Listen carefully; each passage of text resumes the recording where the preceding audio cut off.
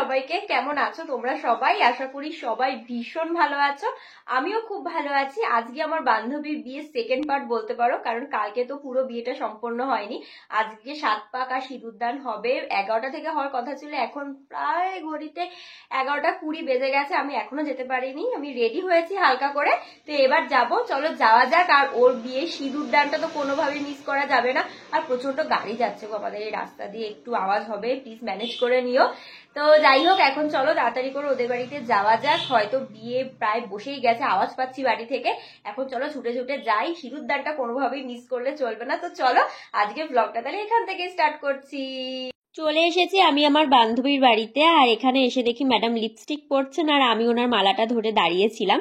তারপর ওর বোন আসলো ওকে একটুখানি চন্দন পরিয়ে দেওয়ার জন্য, যেহেতু বিয়ের অনেকটাই কাজ এখনো বাকি রয়েছে, মানে বাসি বিয়েটা পুরোটাই বাকি, তাই জন্য একটুখানি চন্দন তো লাগাতেই হবে। আর আমি এসে ওকে একটুখানি হেল্প করে দিয়েছিলাম, দিয়ে তাড়াতাড়ি করে ও রেডি হয়ে গেছে, কারণ ওদের বাসি বিয়েটা হওয়ার কথা ছিল 11:30 থেকে 12টার মধ্যে, কিন্তু এতটাই লেট হয়ে গেছে, এখন প্রায় 1:45 মতো বেজে গেছে। তাই জন্য সবাই কিন্তু খুব তাড়াহুড়ো করছিল, আর ওরা এখন বেরোচ্ছে। ওদিকে ঠাকুরমশাই প্রচন্ড তাড়া দিচ্ছিল, কারণ নিচে সবকিছু প্রায় রেডি হয়ে গেছিল, শুধু বর কনেই আসছিল না। বর তো অনেক আগে থেকেই রেডি ছিল, কনেরই একটুখানি রেডি হতে সময় লাগলো।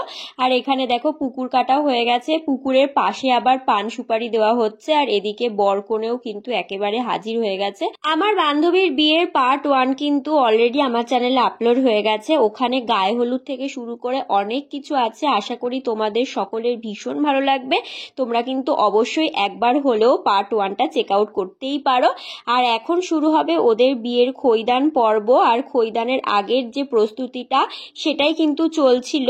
আর এই সময়টা কিন্তু ভীষণ টাফ হয়, মানে খই তো ফেলতেই হবে তোমাকে, মানে নিয়ম তো যেটা সেটা তোমাকে করতেই হবে, কিন্তু এই আগুনের সামনে দাঁড়িয়ে থেকে কন্টিনিউয়াসলি, মানে যতক্ষণ পর্যন্ত ব্রাহ্মণ মশাই বলবে ততক্ষণ তো তোমাকে করতেই হবে। আমার বান্ধবীর চোখ মুখের অবস্থা দেখলেই তোমরা কিছুটা আন্দাজ করতে পারবে যে কতটা কষ্ট হয় এই সময়টা তাকিয়ে থাকতে। আর এখন শুরু হবে ওদের সিঁদুরদান পর্ব, যার জন্য এত অপেক্ষা ছিল সেটাই এখন হতে চলেছে।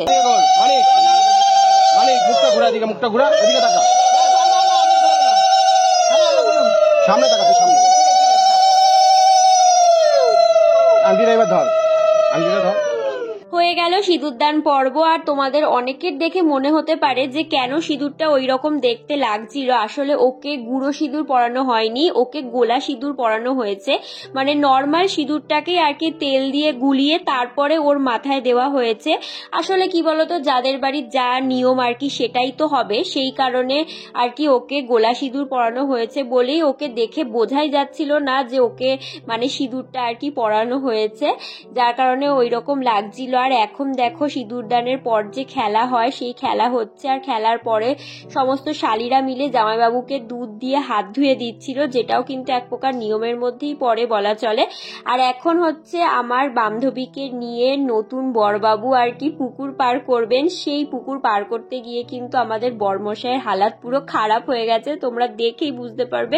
এই সময়টা আমরা ভীষণ মজা করেছি, খুব হই হুল্লোড় করেছি। আর দেখো সবাই আছে মোটামুটি এখানে কালকে যারা ছিল। আর ওদের বিয়েতে জানো তো আমি না 7 পাকে ঘোড়াটা ঠিক দেখলাম না, তার বদলে একটা নতুন নিয়ম দেখলাম, যেটা এখন ওরা করছে। মানে যে পুকুরটা কাটা হয়েছিল সেই পুকুরের চারপাশে যতগুলো পান সুপারি দেওয়া হয়েছিল তত পাক ওরা ঘুরবে। আর আমার বান্ধবীর হাতে একটা ওই ঝাঁপির মতো ছিল, সেই ঝাঁপিটা খুলে তার মধ্যে পান সুপারিটা দেবে, যতক্ষণ না পান সুপারি শেষ হবে ততক্ষণ ঘুরবে। আর প্রতি পাক ঘোরার শেষে আমার বান্ধবীকে তার বরমশাই কিন্তু সিঁদুরটা পরিয়ে দেবে। এই নিয়মটা হওয়ার পর সেই পুকুরের ওপর শিলনোড়া বলে না, সেই শিলনোড়া শুধু শিলটা চাপিয়ে দেওয়া হয়েছে, সেই শিলের ওপর এসে কনের মা মানে কাকিমা এসে বসলেন এবং মাথায় হলুদ ছোঁয়াতে হয়েছিল। যতক্ষণ না হলুদ ছোঁয়াবে ততক্ষণ কিন্তু বরকনে যেতে পারে না।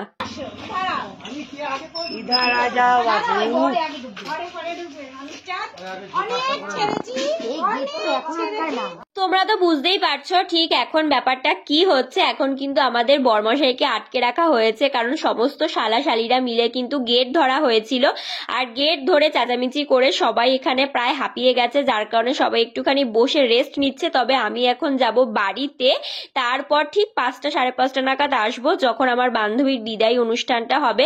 আর দেখো বলতে বলতে কিন্তু আমি চলেও এসেছি। এখন আমার বান্ধবীর বিদায় বিদায়ের অনুষ্ঠানটা হবে। তার আগে তো তোমরা সকলেই জানো যে আশীর্বাদ পর্ব একটা থাকে, এখানে কিন্তু বাড়ির সকলে মিলে আশীর্বাদ করে। তবে ওদের বাড়ি যেহেতু জয়েন্ট ফ্যামিলি, ওদের ফ্যামিলিতে অনেক লোক, সবার তো আর আশীর্বাদ করা সম্ভব না, তাহলে অনেকটা লেট হয়ে যাবে। যার কারণে কিন্তু এখানে ওর মা, বাবা, ওর এক জেঠু আর জেঠিমা, মানে বড় জেঠু আর বড় জেঠিমা মিলে ওকে আশীর্বাদ করেছে। আর এই জায়গাটা কিন্তু মানে বেশি ভিডিও আমি করিনি, কারণ আমার নিজেরই প্রচন্ড কষ্ট হচ্ছিল। আর এই যে কষ্ট, সেই কষ্টের কিন্তু ভাগ কেউ নিতে পারবে না, একমাত্র শুধু মেয়েরাই বোঝে, যাদের বিয়ে হয়েছে বা যাদের বিয়ে হচ্ছে তারাই কিন্তু এই কষ্টটা বোঝে। দেখো ও কতটা কাঁদছিল। যাই হোক, তারপর সবাইকে টাটা বলে কিন্তু ও চলে গেল, শ্বশুর বাড়ির দিকে রওনা হয়ে গেল। তোমরা সকলে ওদের জন্য প্রে করো যেন ওরা সারা জীবন অনেক ভালো থাকে, আর আমিও ঠাকুরের কাছে প্রে করব যেন ওদের সারাটা লাইফ খুব সুখের হয়। তোমরা তো সবাই দেখতেই পেলে যে আমার বান্ধবী চলে গেল ওর শ্বশুর বাড়িতে। আর ও চলে যাওয়ার পর না আমি একটু ঘুমিয়েছিলাম, কারণ দুদিন খুব এই বাড়ি ওই বাড়ি, মানে বিয়ে মানে তো তোমরা বুঝতেই পারছো, তার উপর আমরা একই জায়গায় পাশাপাশি বাড়ি আর কি, যার কারণে খুব টায়ার্ড লাগছিল, একটু রেস্ট নিলাম। তারপর এখন এসেছি ব্লগটা এন্ড করতে। কি বলবো ওর সম্বন্ধে, যতই বলবো ততই কম বলা হবে, বা একটা ব্লগ হয়তো পুরো শেষই হয়ে যাবে, কিন্তু ওর আর আমার স্মৃতি আর কি কোনো শেষ নেই। মানে কি বলতো, আমাদের পাড়ায় ও আর আমি মানে প্রায় সমবয়সী ছিলাম। আমাদের পাড়ায় সেরকম আর কেউ ছিল না, মানে হয় কেউ আমার থেকে অনেক বড়, কেউ আমাদের থেকে অনেক ছোট, মানে এরকম অনেক আছে, কিন্তু আমাদের সমবয়সী আমরা দুজনেই ছিলাম। মানে আমরা ঠিক ইগারলি ওয়েট করে থাকতাম যে কবে সানডে আসবে, আমি ওর বাড়িতে যাবো, ওকে ডেকে আনবো, আমরা দুজনা মিলে সারাদিন রান্নাবাটি খেলবো, পুতুল খেলবো আর কি। সেই সব আর কি স্মৃতি, সেই স্মৃতিগুলো ভাবতেও আজ বেশ ভালো লাগে। আজ এত বড় হয়ে গেছি আমরা যে ওর বিয়েও হয়ে গেল, শ্বশুর বাড়ি চলে গেল। যাই হোক, আর বেশি কিছু বলছি না। তোমাদের এই ভ্লগটা কেমন লাগলো অবশ্যই কমেন্ট করে জানিও। ভিডিওটা ভালো লাগলে please do like, share and subscribe my channel. আর আবার দেখা হবে তোমাদের সাথে খুব শীঘ্রই কোনো একটা নতুন ভিডিওর সাথে। ততক্ষণ পর্যন্ত কিন্তু তোমরা সবাই ভালো থেকো, সুস্থ থেকো। আর আজকের মতো তাহলে সবাইকে টাটা, গুড নাইট।